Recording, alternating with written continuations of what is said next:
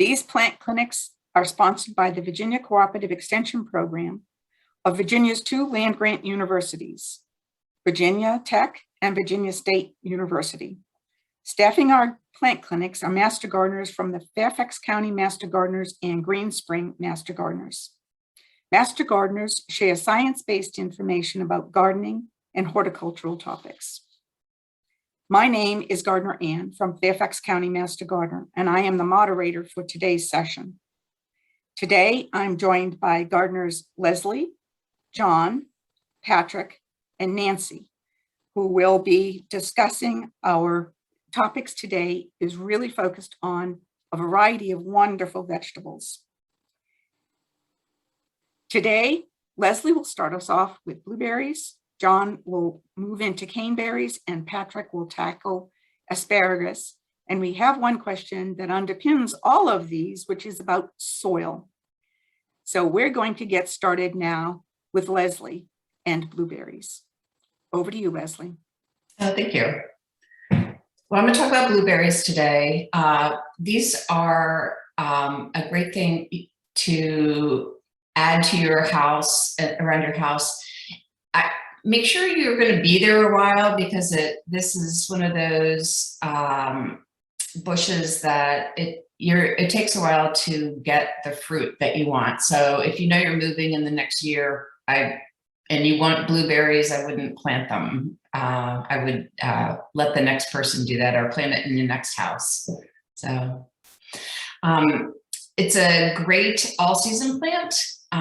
It has really pretty foliage and flowers. The flowers are this white bell shape, which attract pollinators, and the buds turn this really pretty pink and red in early spring, and then it has small green leaves in the summer, and then the berries are small green and turn pink or blue when they're ripe, and then the foliage is really pretty green to orange and deep red. And depending on the species that you get, some are very small, they're low growing, and some are taller, up to like 15 feet tall. So they are native to North America. They have been around thousands of years. And in 1615, there's an indication of their use and the cultivation of the wild blueberries. And in 1911, the wild plants were crossbred to develop varieties that could be grown in farms and in home gardens. It was actually a cranberry grower who developed the plans for this.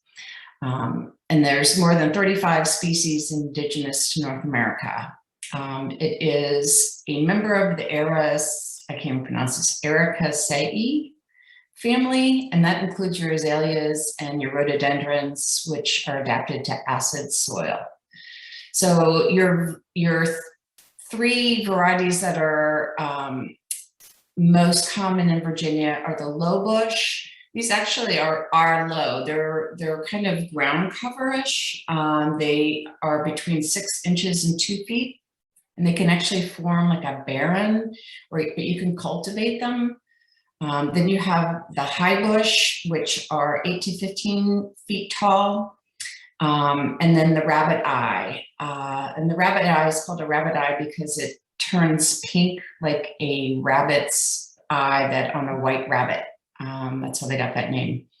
And those are between 3 and 6 feet tall, and those are probably your most adaptable species to plant. So these bushes require acidic soil. So if you know you're going to grow them, you need to do a soil test to find out what you have, because you're probably going to need to amend it. They will not grow well if the soil is not between 4.3 and 5.3.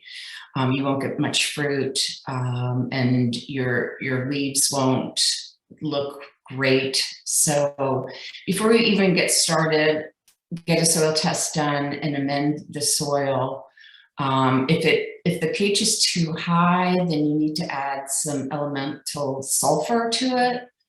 And you can mulch with oak leaf or pine needle mulch, which has a pH of 3.5 to 4.5, and avoid your hardwood chips, which have a pH of 5. It requires a lot of organic material, so you want to mix a lot of compost into the prepared soil to make it loose. And remember that the roots are shallow and fibrous, so you don't want to dig a large hole, and you have to be really careful weeding around the plant. Like, don't hoe it, you might damage the roots. And it requires a lot of water for the first year, so you have to kind of baby these plants for a first couple of years to get them established, and then after that they usually do pretty well. And then, yeah. So you want to plant them in April or early May in, again, your correct pH soil. It does require a lot of sun. And it will tolerate some partial shade, but if it's too shady, you're not going to get a lot of blueberries growing.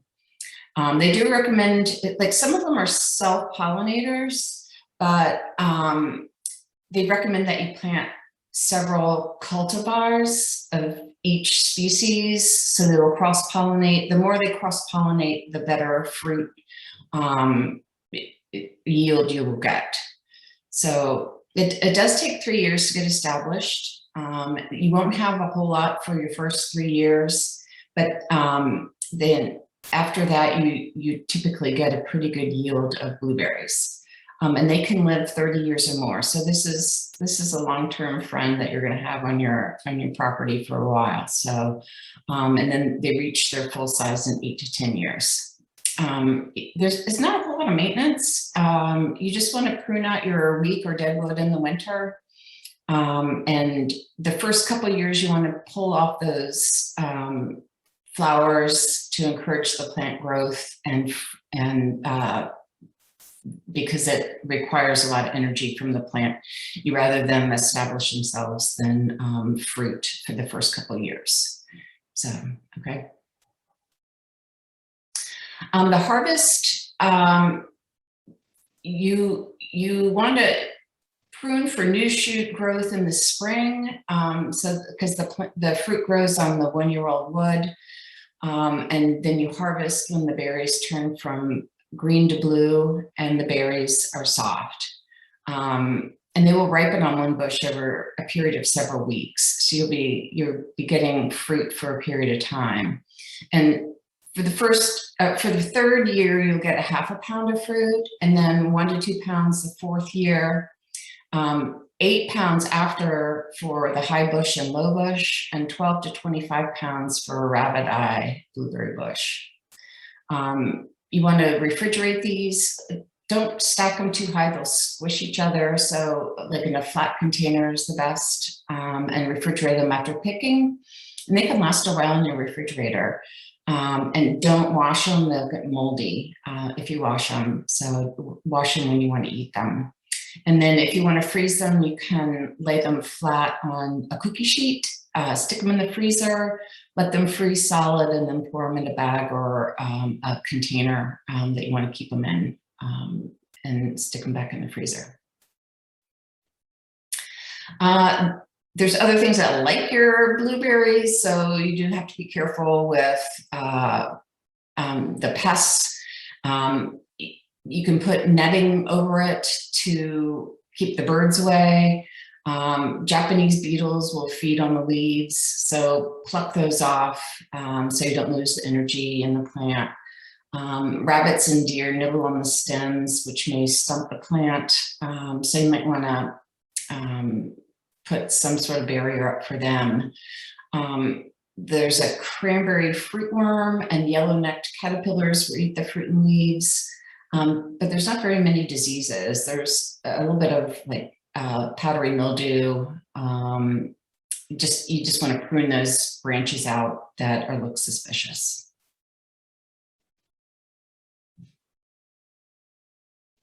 And these are the references, including fairfaxgardening.org. So.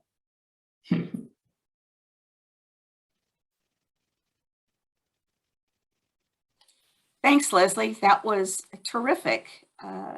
Blueberries are one of our favorite things in the world to eat. And of course, everybody wants to advise you from a nutrition perspective to eat your colors. And nutritionists recommend these purpley and blue berries for good health. So it's wonderful to know that they will grow in our Zone 7 yards and in partial shade. So now let's turn to caneberries with John. Thank you, Anne. Yeah, so I have a brief presentation on caneberries, which I actually grow myself. As I was telling the other gardeners before the presentation started, I could spend an hour talking about caneberries. They're not only because I grow them myself and I really, really enjoy them, but there's so many different varieties. And just for example, typical ones that you'll see in the store or in your garden: red raspberries, also black raspberries, blackberries, and then there's all sorts of different hybrids. And there's dewberries, boysenberries, loganberries. For the Zone 7, the one that grows the best here are the red raspberries. And I'm going to focus a presentation on that, but there's plenty of literature out there on the various other kinds of caneberries. And a lot of the growing tips are similar between them, but I'm going to focus mostly on red raspberries. So if you want to successfully grow them in Zone 7, there's something that's very, very important for people to understand, and that's the unique life cycle of a caneberry. So the crowns and the roots, so the main part that's below ground, they're perennial. They'll come back every single year. But the canes, which grow from the ground, those are biennial, meaning that they produce for 2 years and then they die. The first year's canes we call primal canes, and then the second year are called floricanes. And for many caneberries, if you properly manage them, you'll get a fall crop on the primal cane in its first year of existence, and then a larger summer crop the next year on the floricanes. And these are called ever-bearing varieties. And this is a great way to get, you can get 2 crops, depending on how old each of the canes are, you can get 2 crops during a single growing season from your caneberries, in this case, red raspberries. By the way, the pictures here, several of the pictures I'm going to include in this presentation are from my own garden. I have a whole corner of my yard that's just a big red raspberry grove. So next slide. So the basics of growing caneberries. So, and that picture is not from my yard. You're going to buy basically 1-year-old seedlings in the fall and plant them in either the fall or the early spring after the threat of severe frost. They can be planted before we're past the last frost, but you want to avoid severe frost. Similar to blueberries, you're going to want to plant in areas that have lots of sunlight and some protection from wind. They can tolerate a little bit of shade, but it will diminish berry production. Lots of sunlight is necessary for getting the most berries out of your caneberry plants. The soil should be slightly acidic. It doesn't need to be as acidic for blueberry that it does for blueberries, but it does need to be well draining. One of the things that there's not too many diseases or problems you get with your caneberries. Not a lot of things bother them because they have thorns, but the one thing they cannot tolerate is to sit in still water. So the soil needs to be well draining. So if you've got a lot of clay soil, it's going to involve adding a lot of organic material to it to try to get it so it drains better. You're also going to want to mulch to conserve water. Like all berry plants, caneberries do like to drink, and they do being able to conserve water with mulching is a great way to keep them moist. The plants do produce better if you plant them in rows. So I use this one example I got from one of the Cooperative Extension sites of someone who had planted them. Actually, that's a fence that they've planted them along. And you give a couple of spaces, about 2 feet apart between plants. Now, each plant will have several canes, so that's not the distance between each cane. That's just the difference between each crown of the plant. And supported by a simple trellis system, such as the one pictured. There's several different trellis systems you can use, but I cannot tell you how much more successful my raspberries have been since I put in a trellis system to hold them up. It just enables a lot more light to get in there. And it makes picking them so much easier. There's less hidden berries, and it just is much better for the plant. Pruning is also important, which I'll talk about in an upcoming slide. So, also similar to blueberries, the plants may take some time to get established. I think the blueberries were a few years, but for raspberries and blackberries, it generally takes about 1 year to get established. So you may not get anything that first year, as it's going through the shock of being transplanted. But with some care, they can live 10 years, 20 years or more. And again, I'm not talking, each of the canes only lives 2 years, but the plant itself will continue to produce canes, and that can live for a very long time. So if you invest in a quality raspberry from a reputable nursery, again, I recommend 1-year-old cane, buy 1-year-old canes. You don't really grow these from seeds. If you get a very good one, it will last you a very long time. So, as mentioned, the one other thing that's very important is pruning. And I have some very firsthand experience with this. A couple of years ago, we had just kind of let them all expand and grow, and we got a lot of raspberries. But then I started researching this more, and that was when I put the trellis system in and when I pruned them back. And we actually probably have, I'd say, a little bit more than half of the canes that we had the previous year. So we really thinned them out, and we got probably 3 times more berries, just because there was so much more room for the sunlight to get in there, and we got rid of things that we had not realized were not producing. So every spring, what you're going to want to do is you're going to want to take a look, and you're going to want to see where these new primal canes, these first-year canes, are coming up. And sometimes they're going to be in the perfect spot, but other times they're going to be way out of line. They're going to be a foot away. They're going to be in where you're going to be stepping. You're going to want to thin those out, or dig them out and replant them so that you can stay in your nice row. You don't want to let them go too big, because all that's going to do is it's going to create shade, and it's going to have a lot more plants, but it's not going to result in any more berries. So you're going to want to prune those back or transplant them so that you stay in your nice rows.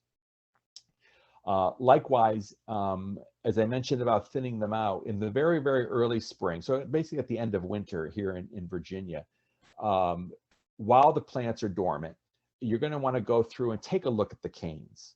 Some of them are going to be nice, they're going to be thick, they're going to look very strong. Those are ones you're going to want to keep. But there's also going to be some, just because of the winter, or just because of, for whatever experience they've gone through, they're going to be thin, they're going to look diseased or whatever. You're going to want to get rid of all of those. So go through, get rid of the canes that you think don't look that great, thinning them out till you only have 4 or 5 canes for each of the plants there. And some different literature I've seen suggests you're going to want from 3 to 6 canes per foot in your row. You don't want any more than that. You're going to want the strongest ones that you have, and just leave those best ones there. Additionally, the primocanes, as I mentioned, they're going to bear fruit in the late summer, but they only bear fruit on the very end of the cane. So that first year ones, you're just going to get raspberries up on the top. This is kind of part of the reason you see these plants kind of arcing down towards the ground, because they get very top heavy, because that first year they're only growing raspberries at the very end of that cane. So once in the late winter, don't do it right when they're done. Wait till you're getting into the winter and when it's completely dormant. After that first year, you're going to lop that off at the top, just below where they fruited. And what that will do, so you're basically just taking the top off, but what that will do is that will send a signal to the rest of the plant that it needs to branch out. And it's going to be in those lateral branches that come from there that next year's floricane crop is going to come. And you can really, really get a lot more raspberries in that second year if you do this. It encourages a lot of lateral growth, and it can, and as I said, can make an excellent crop the following year.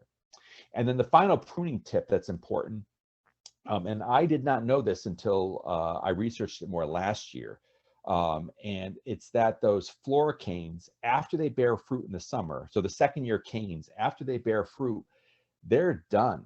They're not providing any more value. They die. But a lot of times people just leave them there because they look thick, etc. But their leaves will die, etc. As soon as they're done fruiting in their second year, you can cut them off right at the ground. And throw them away, or actually I cut them up and I use them for mason bee houses, which is a completely different thing. But you can get rid of those right then. They're not going to add any more value to your garden.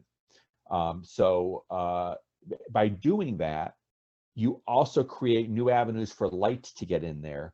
And that will really help your primocanes that are just coming up at that point from the ground to get a lot more light and have a more fruitful fall crop. So a few additional notes. And this is a picture from my own kitchen. That's just one day of berry picking in our back. We've got about maybe 15 raspberry plants back there. This year was absolutely phenomenal. We had so many raspberries, we did not know what to do with them. You want to make sure your plants are in a spot that gets adequate water, as I mentioned earlier. If the berries are small, if the berries start falling apart when you pick them, that's the sign that they're not getting enough water, and you may need to do some supplemental watering. An additional note, a lot of people like black raspberries. They've got a very good reputation thanks to ice cream, but they are very susceptible to viral diseases, particularly in our region, and they're very readily infected when grown near red raspberries. So black raspberries are something I would maybe shy away from in this area, or if you do grow them, only grow black raspberries and not red ones together with them. A lot of diseases that red raspberries can tolerate easily are not tolerated by black raspberries. And so even if you've been very successful with red, the black raspberries may fall victim to disease. And then fertilize every spring. I fertilize with an organic 10-10-10 all-purpose fertilizer. You don't really need to do too much more than that. There's nothing crazy you need to do. I put a lot of organic material in my soil just for all of my gardening, and that has been very helpful. But as I said, this year was a phenomenal crop of red raspberries, and I've expanded it this year. I planted this fall. I planted blackberries. And hope to present again next year to see how those went. And this is my final slide of the various resources I used. Like the earlier presentation on blueberries, the Virginia Cooperative Extension had some really good stuff. Fairfax Gardening site had some good stuff. And then a few other sites that I found very, very useful. Thank you. Thanks, John. That was really helpful. Tell us about your experiences with the arcing cane growth that then touches the ground and roots. What do you recommend doing with that? Well, mine never get to that point because of the trellis system I use.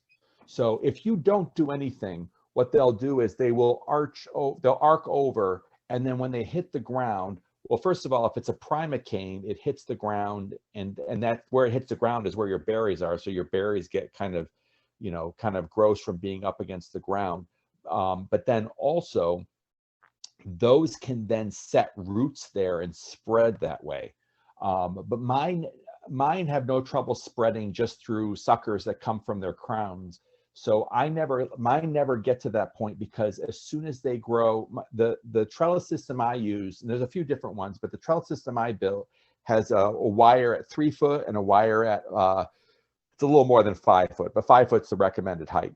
My whole family is very tall, so we had them a little bit higher. And as soon as it gets 3 foot tall, I will use a tomato clip and clip them to the thing. So mine are all sticking very straight up. I never have a situation where it then again hits the ground. Thanks, John. And I will highlight on your resource list the fairfaxgardening.org article on raspberries in our mid-Atlantic region is authored by one of our expert raspberry growers in Fairfax County Master Gardeners, who is an emeritus master gardener for us, and has 3 different types of berries, cane berries in his garden, and he goes through how he raises those in our Zone 7 garden. It's a wonderful article and very illuminating. So it's well worth reading if you're into trying caneberries. Thanks, John.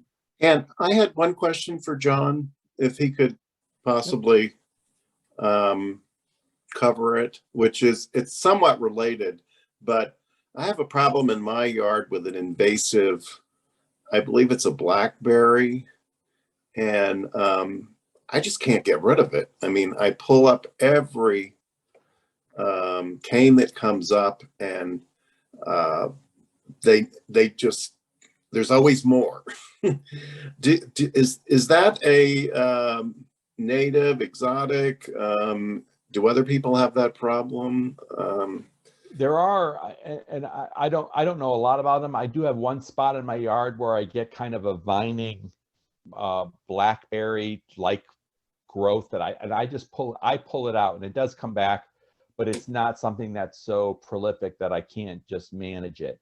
But I'm not sure. Certainly near my raspberry grove, all the growth I get there are things I'd like to have, so I'm cutting them back just to keep them in line. But Right. I don't know. The only thing I can say is that if you're, they have, in addition to prickers, their leaves are very thick. When people are fighting against them, a lot of times, you might have to do it, mechanically and just dig them out. But the regular herbicides that people might use for other weeds don't penetrate caneberries very well. So that you're going to want to, you're going to want to be very careful what you use to get rid of that if you're not just pulling it out. But beyond that, I don't know too much about kind of native ones that are more of a nuisance. Yeah, I'm a chemical-free yard, so I wouldn't use any herbicides anyway. But they just seem to be terrific at doing underground runners. And again, I've dug them out, I pulled them out, and nothing. Nothing stops them. But anyway, okay. Well, thanks.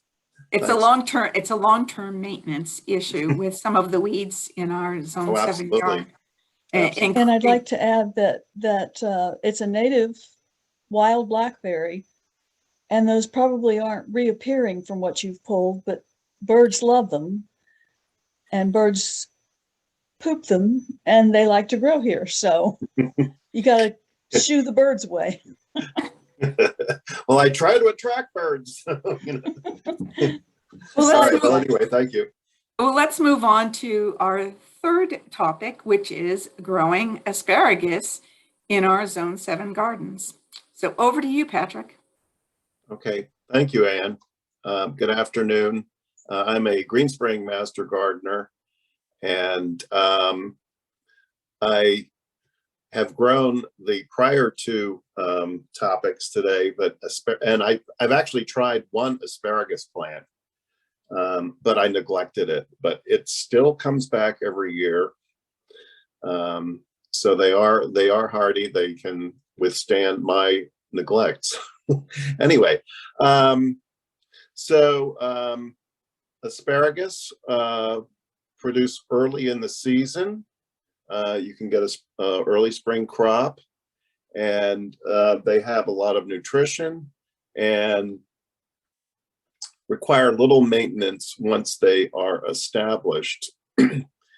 They can live for quite a long time for plants, at least this size, 10 to 20 years. And after the harvest, they can get up to 6 to 8 feet tall. They look like ferns. I believe they're used in the floral industry. They have little red berries, particularly on the females. So you can get the vegetable from it, and then if they later in the season, you can the stalks that are still left can also be ornamental.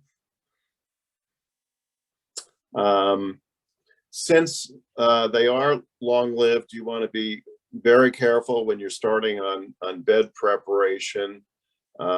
Virginia Tech has a service to test your soil, and I was just told a couple weeks ago that there's not a lot of lag time for getting those results back.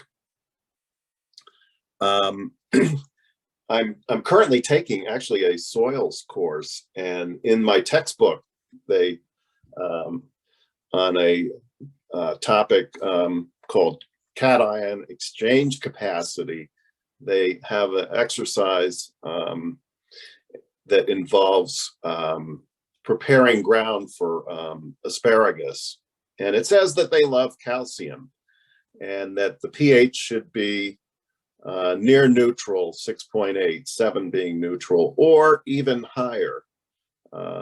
I think the top was about a pH of 8. And to raise your pH, you add ground limestone. Also, like we heard earlier, organic matter, composted manure are also excellent to add to your soil. Both the organic matter and composted manure is basically organic also. Organic meaning anything, any plant material that had been living before. Organic material and clay have the highest nutrient holding capability. And I'll get a little wonky here, and I'll just mention, since I am covering it in this class, something called cation exchange capacity, which means that the clays come in sheets, and organic matter, particularly organic material that's been composted as much as possible. And when that happens, you get humus. That's the final product of composting. They both have negative charges on their surfaces. And what that does is it attracts the positive charges that are on good nutrients for plants, including calcium, magnesium, and potassium. So actually, clay soils can hold the most, along with organic matter, the most nutrients. And if you add the organic matter, it also improves the structure of the soil, including just the simple fact that roots can penetrate the soil more easily.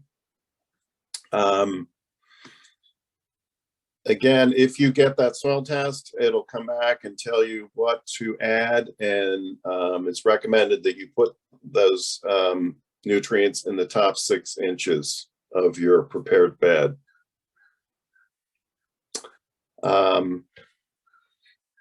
So there are plenty of online vendors and also brick and mortar stores that offer cultivars. It's recommended that you buy crowns that are 1 year old. Anything less or anything greater than that is not recommended. You would want all male varieties. They have better production. So you're going to have less of those little red berries, but, or maybe possibly none, but the all males are good for production of your asparagus. Especially important to get varieties that were resistant to the problems that asparagus can have. And the main ones are, or one of the main ones is, it's called Fusarium root and crown rot.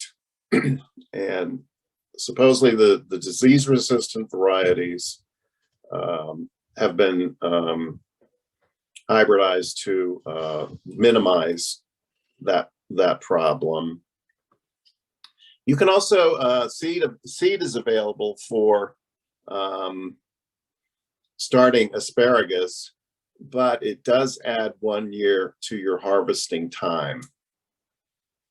They mentioned you can start the seeds in peat pots, and I think we're going to cover that in the next slide or two.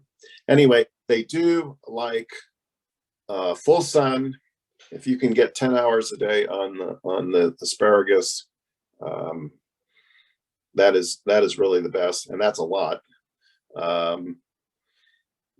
They again, like other plants we've talked about today, they like good drainage, and it's recommended that you avoid low areas in your yard that would be places where a spring frost and the frost would more likely develop in those lower areas because it's cooler down there.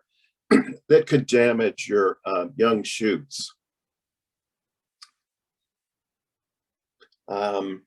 So if you do seeds, start them well before the last frost.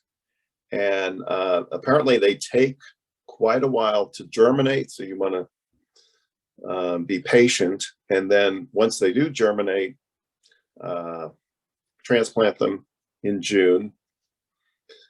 They recommend 6 to 12-inch trenches that are dug and 15 to 18 inches apart in those trenches. One of the extension services said that 6 inches was fine. So you would dig the 6-inch trench, put a 2-inch mound of soil, and then put the crown on that and spread the roots out. They would also recommend planting the rows in the same direction as your prevailing winds. And when you do that, the plants can support each other when the winds come through. You will have to wait for your second year to harvest them. You want to allow the plants to develop, especially an underground root system. And when you first harvest, you don't want to take everything. You want to leave some shoots there. And when you do harvest, you take a 6 to 8-inch spear and you snap it off just below the soil surface. You do want to avoid going any lower than that, which could injure the crown. And they say that you can get 8 to 10 weeks of harvesting. And when that's over with, again, you can allow the spears to grow to their maximum height. They can get up to 8 feet, and with that fern-like leaves on them. Next slide. In the fall, you do, after the foliage turns yellow, in other words, the chlorophyll has been degraded, that you want to cut the plants down to 2 inches and put 4 to 6 inches of mulch over those 2-inch spears. And again, in the fall, add additional organic material and which will break down over the winter. If you use synthetic nutrients or even organic ones, you can put them in the fall also.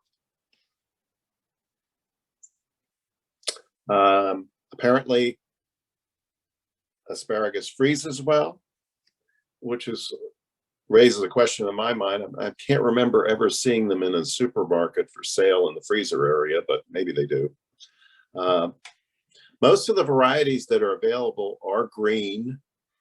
There are a few purple ones, and the differences in the green varieties are the shade of green that you get, the size, how soon they start producing, how tight the tip is, and their disease resistance. The purples are apparently a little bit sweeter, but are less resistant to the diseases to the foliage.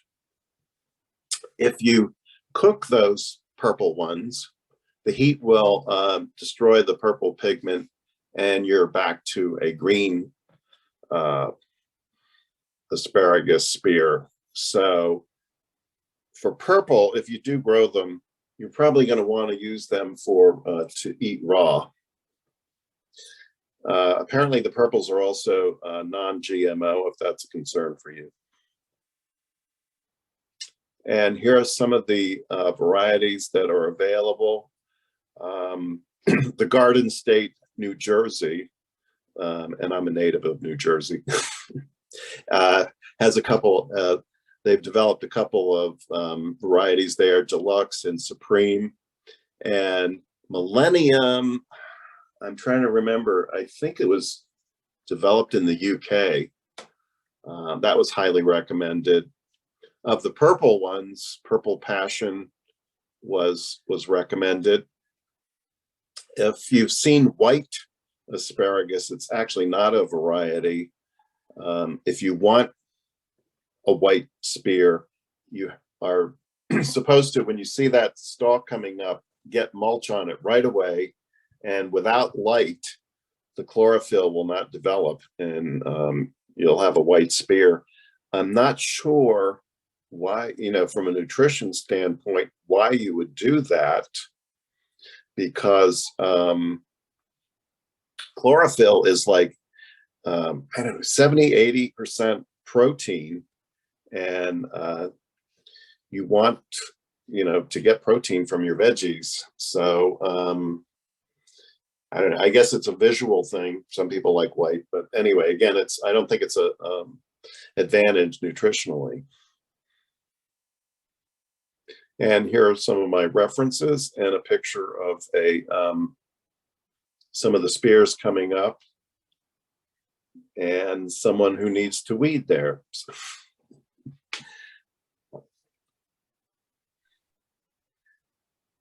So do we have any questions? Thanks, Patrick. That was really very good. I didn't realize that I knew that they required a lot of sun and very good soil preparation, but I didn't realize that they could be ornamental too, if you just let the fronds grow. That's really informative.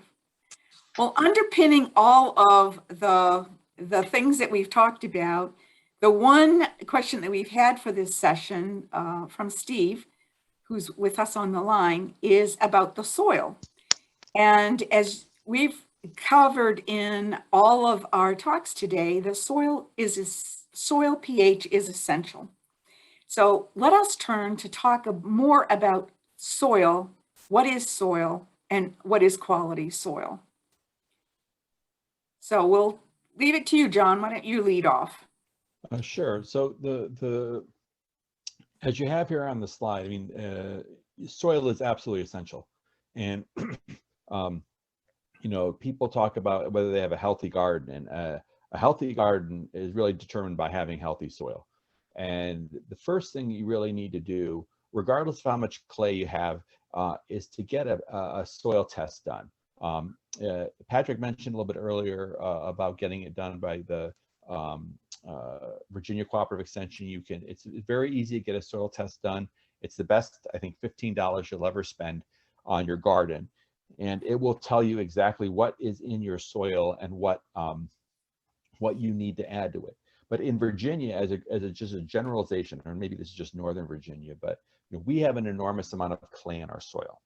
And so you don't want to remove or get rid of the clay. Clay's developed this bad reputation of like, oh, all this clay soil. Yeah, if you only have clay, that's not very good.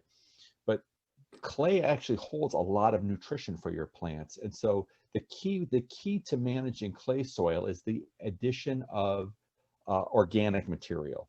So you're going to want to amend your soil on organic material. Now, on this slide, one of the things I want to point out that when all of us that are master gardeners, we all have to take a unit on soil. And the one thing they always talk about are these different nutrients. There's macronutrients and micronutrients. I think, correct me if I'm wrong here, Ann, but I think there's 14 in total. But there are the way that your plant can absorb those is dependent upon the pH. So when you have your pH kind of in that green box area you can see on the screen, that's the range for most plants where all those nutrients can be absorbed. So, for example, if you have soil that is very, very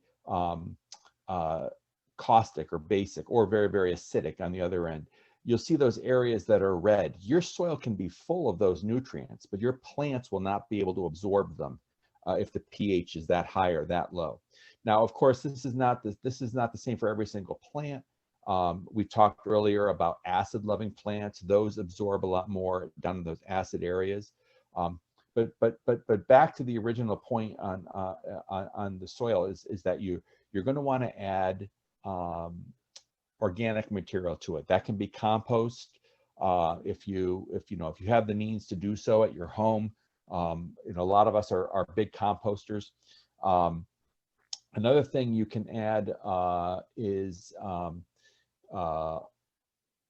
manure, leaf mold, that kind of stuff. The one thing, and I did a presentation on this several weeks ago.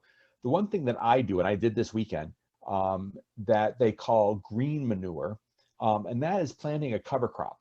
And a cover crop is a great way to add organic material to your soil. There's a lot of different kinds, and I could talk for 45 minutes on this, but basically, if you go to fairfaxgardening.org or the Virginia Cooperative Extension, there's lots of information on cover crops.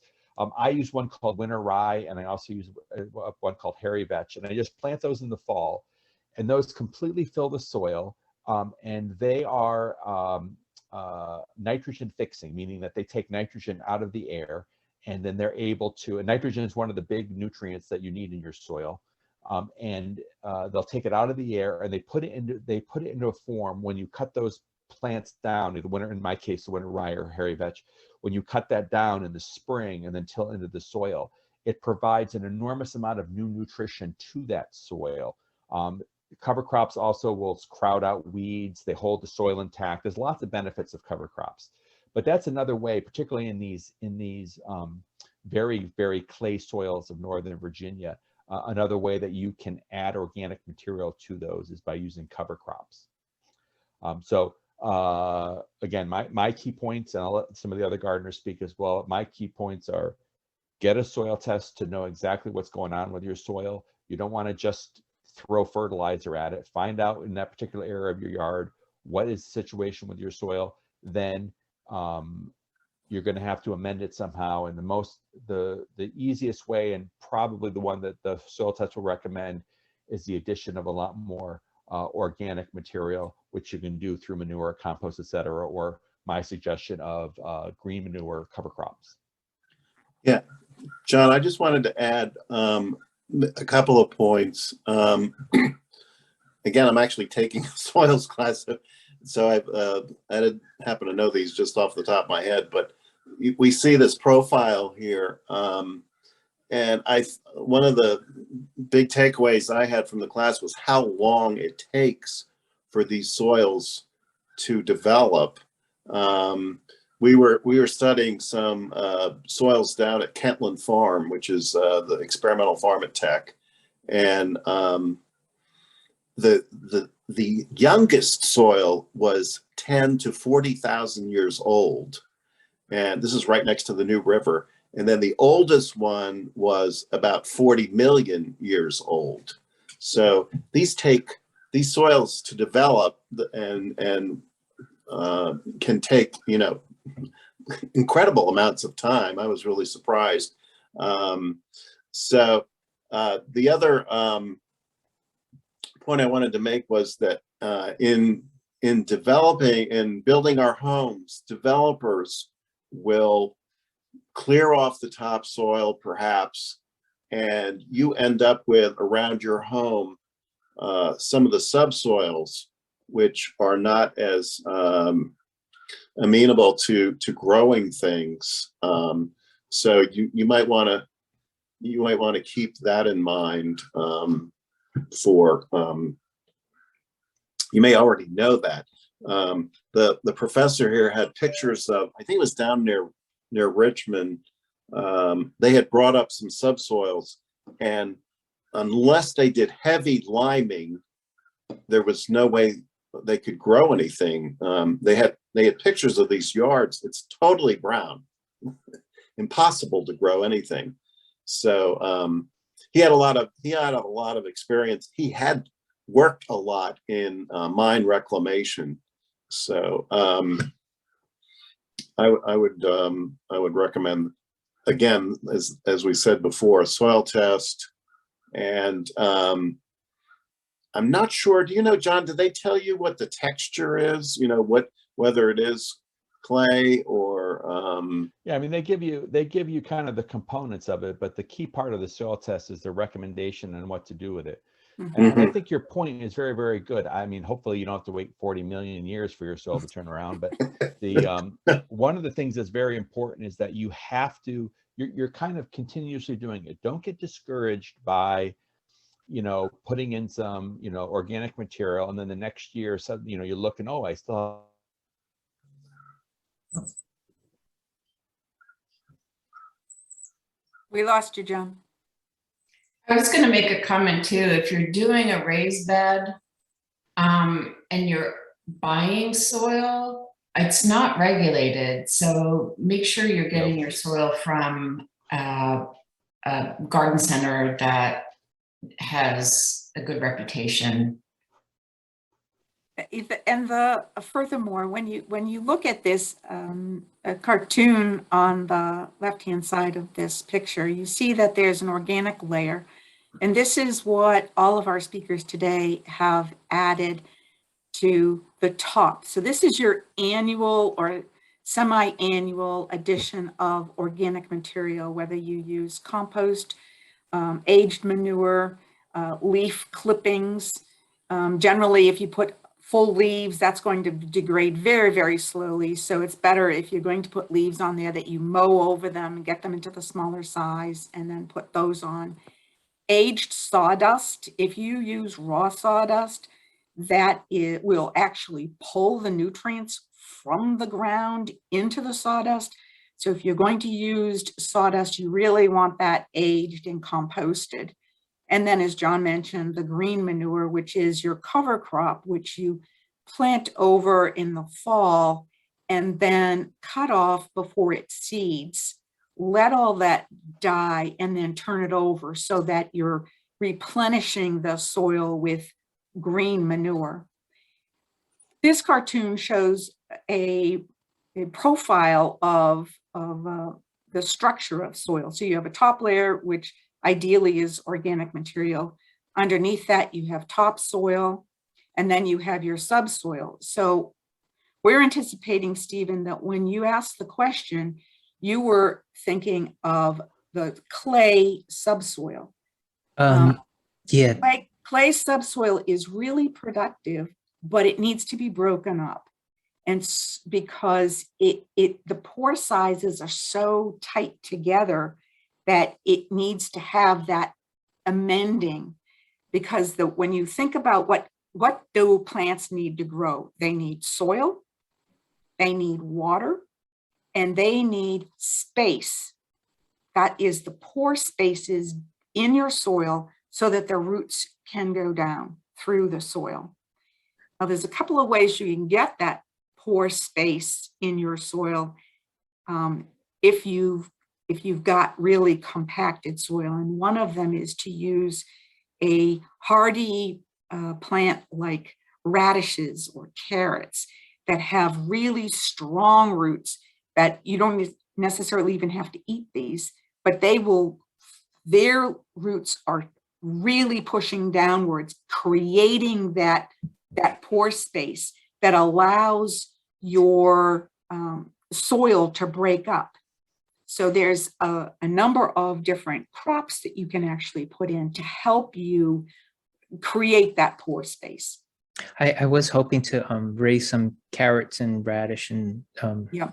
some of the roots and tubers, but I built so we have a small little plot that we put some lettuce and things, tomatoes and zucchinis and stuff like that. But then this year this past week, I decided to build a raised bed. So it's 4 by 8 by 16 inches high. So it's a pretty big size. And I did not want to pay a whole lot of money, for the soil part. So for the top part, I could see that being very, very worthwhile. But I thought, so my thinking was, to head down to this rock sand quarry thing and get topsoil and mix it in with peat moss and stuff like that. But what would you recommend? How would you recommend filling this fairly larger box than I thought it was going to be?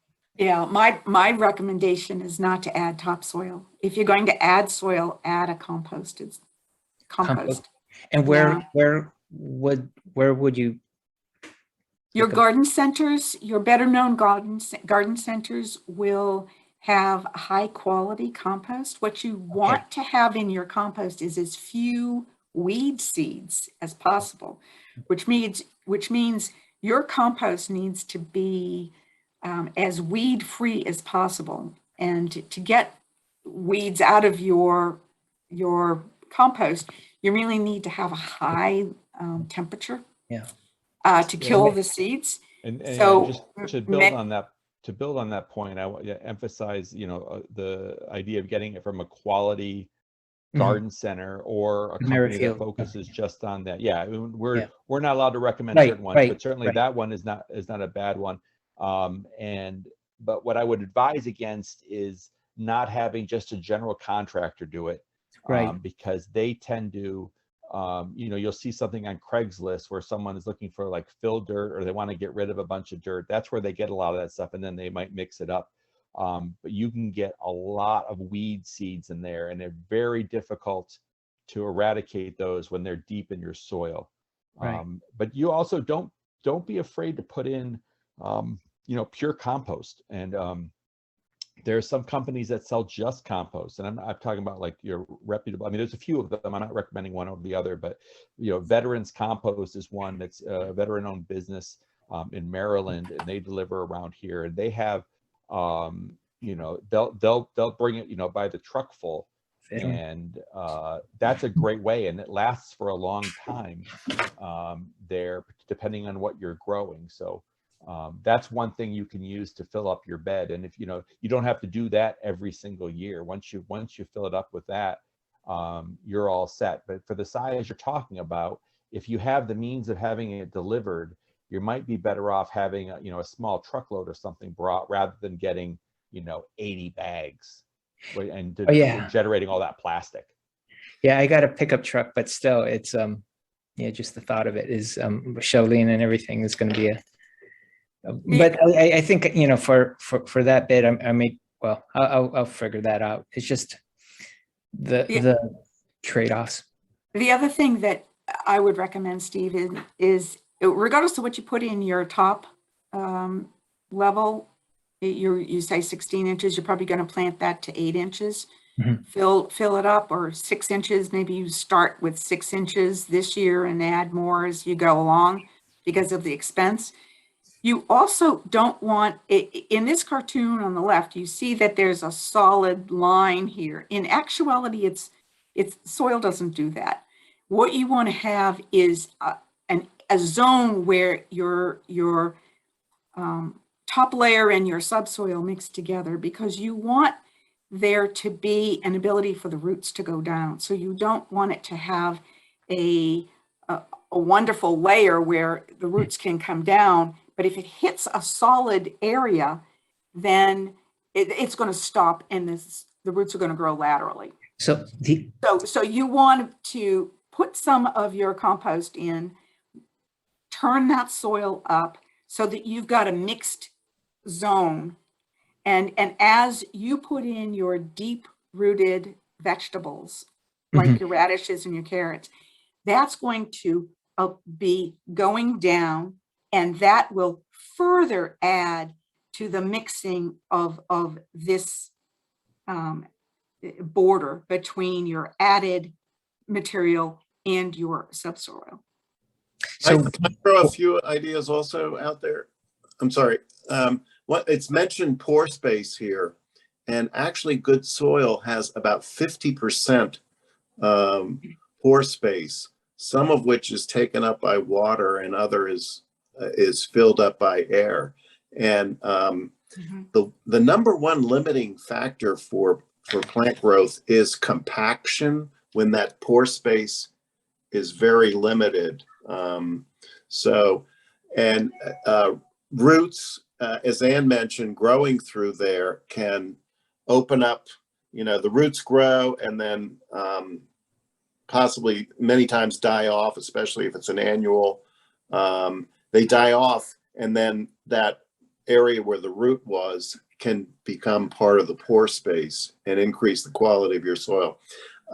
One other point that's very important is that there are a lot of microorganisms in the soil. There's a whole ecosystem from tiny little, micro-sized organisms up to visible ones like worms. So, and they are going to be aerating and, creating pore space in your soil also. So one of the things let me make one other point, which is there are fungi that work with roots. John mentioned nitrogen fixing. That's actually happening on the roots of certain plants. And so you can get additives of fungi to add to your soil also, which can, help the plants grow, provide nutrients to them. So on that, I was thinking of layering the bottom with small twigs and branches. You don't recommend that either? No, it takes too long for those to degrade. Okay. If you're going to do it, because in order to have materials in the ground, you want them to be able to degrade quickly into the ground, and then create that organic matter that's in the ground. If you put sticks in there, it's going to take a long time, and that air pockets are really not what you're looking for. The microorganisms that are going to break that down are just like us. They need oxygen.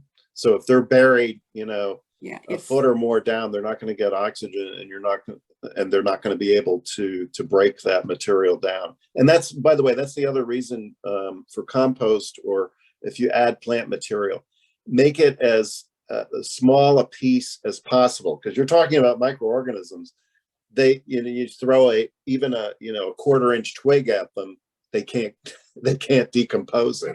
Right. So you want to break up as much as possible any organic material that you add. Okay. Well, I just want to thank you all for your presentations about the berries and caneberries as well. That was very interesting. I did have an asparagus. We had a bunch of asparagus plants, and my wife wasn't too crazy about the growth after, but we'll see how that goes. Well, and the one thing that we will end with on our discussion today is that soil is a living nutrient essential for your plant. And it's worth the time and effort to put into soil, because you really need good soil to have a healthy plant. There's lots of resources for getting soil out there, in addition to a number of these really great academic institutions, those from the Virginia Cooperative Extension or Penn State or Texas A&M. There's a lot of university-based information. But I also say that there's a whole professional society called the Soil Science Society of America that has really approachable information about soils. And so those are all available to the reader and to the user. But you can't get perfect soil in a day. You heard earlier, some of our gardeners have been working their soils for 30 years and it's still progress. So, but the best thing is to start. And so that is a wonderful, thank you for that question, because it underpins all of our discussion today, Stephen. And just to remind everyone that there are a number of resources available.